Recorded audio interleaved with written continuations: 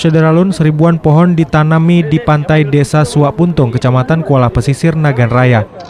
Penanaman pohon ini dilakukan dalam rangka memperingati Hari Menanam Indonesia yang digelar PLN Aceh dengan Pemkab Nagan Raya.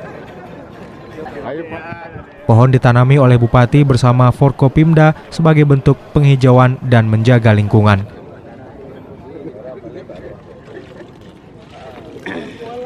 Dari Sukamakmu, Rizwan, Serambi On TV.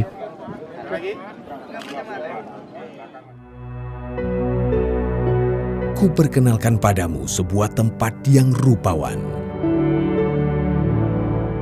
yang di setiap sisinya hanya biru dan hijau. Sebuah panorama alam yang sangat dirindukan. Di sini hanya ada tawa, keceriaan, kesederhanaannya.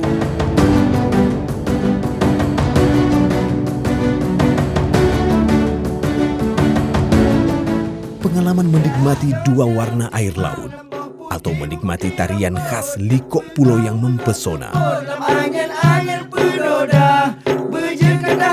Dilengkapi dengan pasir putih dan panorama bawah air yang menakjubkan.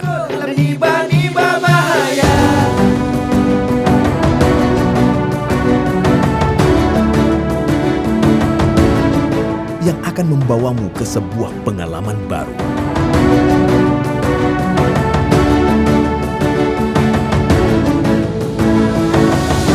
Sebuah cahaya di ufuk barat Indonesia.